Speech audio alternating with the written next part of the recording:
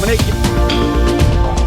हमारे टैंक, हमारी मशीनें, हमारी बंदूकें क्यों ध्वस्त हो गई, यह प्रश्न हम लोगों ने नहीं पूछा।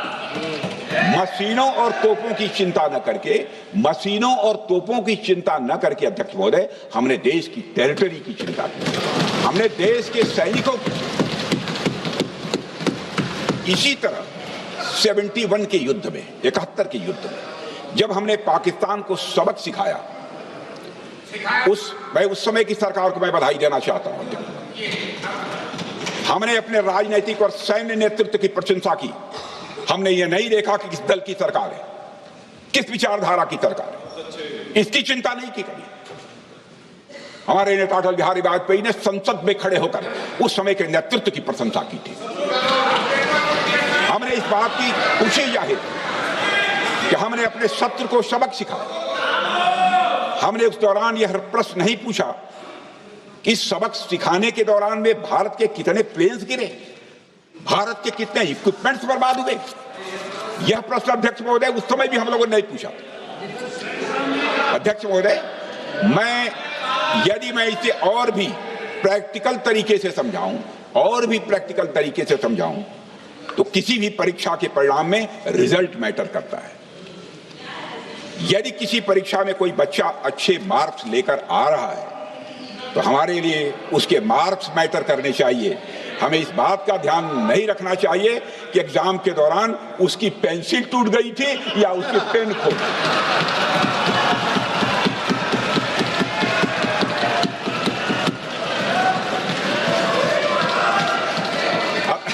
अध्यक्ष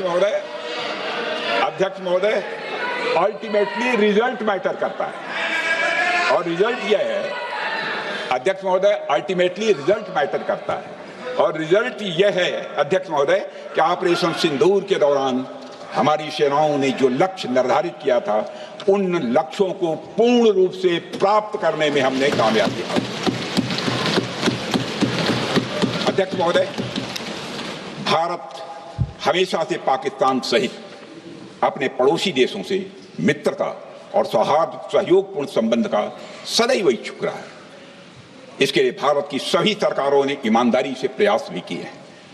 वह चाहे आदरणीय लाल बहादुर शास्त्री जी हों, या अटल बिहारी वाजपेयी जी हों, या हमारे स्वर्गीय मनमोहन सिंह जी हों, या प्रधानमंत्री श्री नरेंद्र मोदी जी, सभी ने हमेशा चाहा है कि इस इलाके में शांति और समृद्धि बनी रहे। सभी ने यह चाहा। अध्यक्ष महोदय, यह बात हमारी सिविलाइजेशनल वैल्यूज के साथ मेल खाती है, इसलिए ऐसा हुआ। अध्यक्ष महोदय, पूरा विश्व जानता है कि पूर्व प्रधानमंत्री श्री अटल बिहारी वाजपेयी जी ने शांति का संदेश लेकर 1999 में लाहौर बस यात्रा की थी। वह सिर्फ एक यात्रा नहीं थी, वह यात्रा भारत की संस्कृति और शांति की प्रतीक थी। यह हमारे भारत की प्रकृति थी।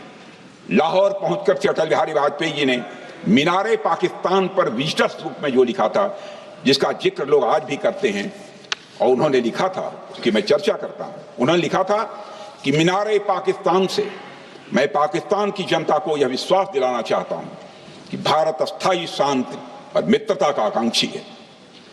मैंने पहले भी कहा है और फिर भी कहता हूं, एक स्थिर और समृद्ध पाकिस्तान भारत के हित में है, इसमें कोई संदेह नहीं होना चाहिए। अध्यक्ष महोदय, यह हमारी सोच थी, यह हमारी शांति की पहल थी। यह पहल हमारी हजारों साल पुरानी सांस्कृतिक चेतना, हमारी नैतिक शक्ति और हमारी सभ्यता के उन मूल्यों से निकली थी जो शांति को शक्ति मानती है। अध्यक्ष महोदय, लेकिन हमारे शांति के प्रयास को हमारी नाइविटी, उदारता या सरलता समझ लिया गया। जब हम शांति के लिए कदम बढ़ा रहे थे, उसी वक्त पाकिस्तान कारगिल में घुसपैठ की साजिश रच रहा था।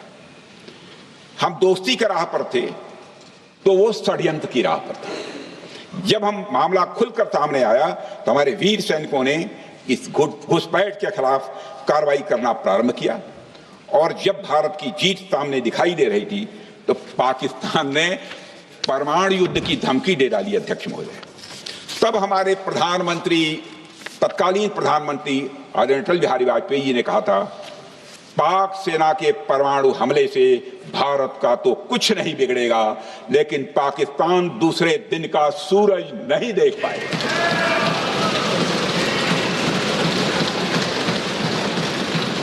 यानी अटल जी जो शांति का पैगाम लेकर गए, वही अटल जी शक्ति का भी परिचय देने में तनिक भी नहीं हिचके। यही है भारत। अध्यक्ष महोदय, यह सामर्थ्य का उद्घोष था।